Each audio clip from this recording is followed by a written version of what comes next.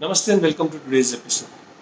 Season brings in a lot of challenges. A lot of people complained about asthma. People talk about mucus. Talk about runny nose, congestion. People talk about headaches, especially during this time till October and monsoon recedes and we get into Diwali and post Diwali, and also during the spring's time. Now, why does this happen? This happens because there is a lot of pollen in the air. When there is a pollen in the air, pollen has got certain proteins which, when comes in contact with our body, the body releases the immune system is triggered. Okay, the mast cell in the body releases the histamines for it, and the body have develops an antibodies to that.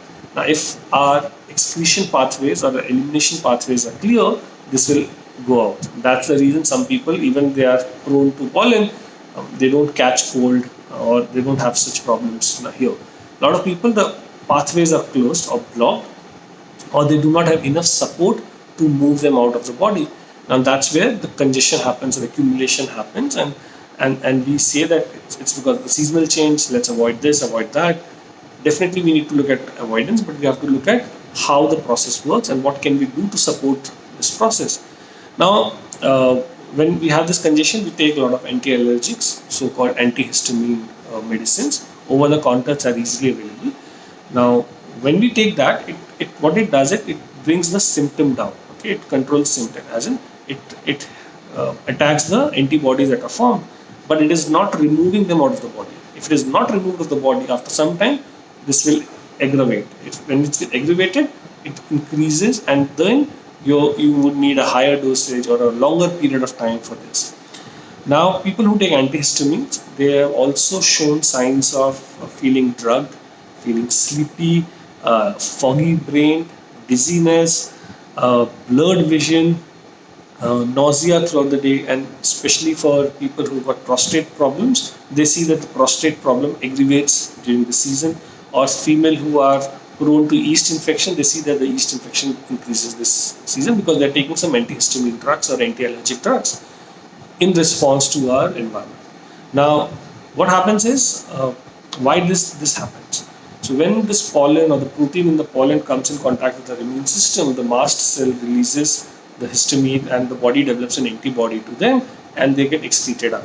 But when this is done, and we are in a so-called rush state or a stress state, or we have not adequately slept, we have not rested, or if we are not taking enough water, or you are taking a lot of sugar or sweetener or chemical in your diet, this along with this or the histamine antibodies creates a congestion in the body, and this is where the mucus is formed. Now, what can we do to fix it? So one, you can continue taking drugs, and you do some precautions of not going out. You put humidifier in the room, you put cleaners there, you become more sophisticated to all those hand washes and rubs, and you say that if I keep myself and clean, I will be better protected. But what we're doing is when you're supporting your body in these ways, you're making your immune system more weaker and weaker day by day. Now, again, you'll become more prone to such things. So what you have to do is you have to improve your immunity. Second, you have to support it through natural substance that helps to fight these issues. What are those natural substances? That's something we'll talk about today. First thing is ginger. Adding ginger in your diet in form of boiled ginger tea, in form of dry ginger powder.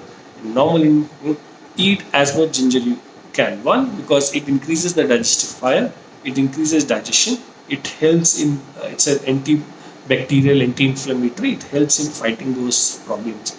Second is garlic. Third, pineapple. Okay, you can't believe that pineapple has got something known as bromelain, which is an anti-inflammatory and very good thing for people who got high ESR or CRP rates, or whose body has got a lot of inflammation. It is highly prescribed. Adding some turmeric in your diet. Okay, so these are the basic things that we all know and we take. But there's something more that we should know about it. Something that helps very well. There are two more things that we should talk about.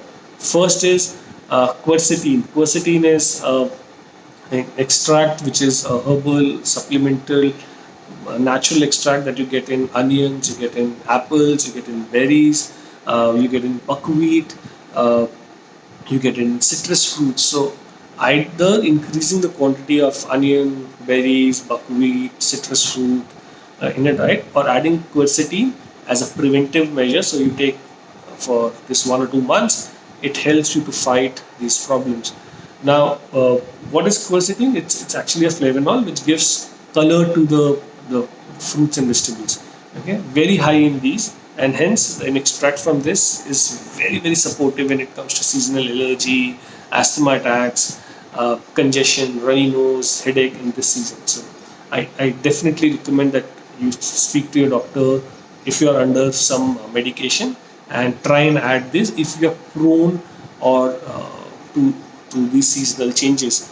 What happens with quercetin is that it helps to clear the pathways. So it pushes all the toxins that are getting built up because the immune system is fighting those antibodies. So when it pushes out, it opens up the pathway high because it dilates your arteries, so the blood flow is faster. When the blood flows, it helps to move things along the path, and it clears the congestion through your pathways.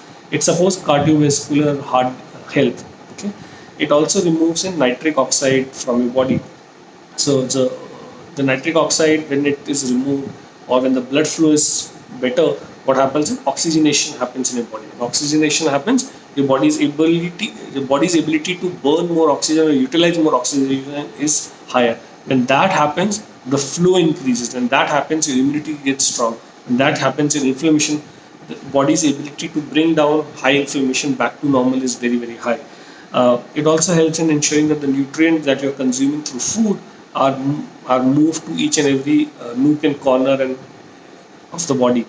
And also, with this flow happening, with your arteries being dilated, the waste that has been accumulated in your body moves out of the body. Okay, just by adding something known as quercetin in your body. Adding stinging nettle. Okay, stinging nettle is known to heal gut lining. Okay, so stinging nettle, you get it on online. Making a tea of it, and if you see a lot of herbal concoctions have that, so adding that into your diet during this month definitely helps. So things like radish, it's an humble vegetable available for maybe 20 to 40 rupees a kg in the market.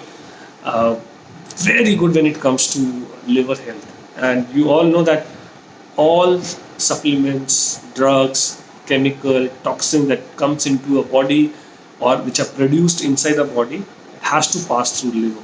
The liver has to clear all those toxins, and radish supports this. People with thyroid issues avoid eating raw. Too much of it in raw, but some amount of raw is okay.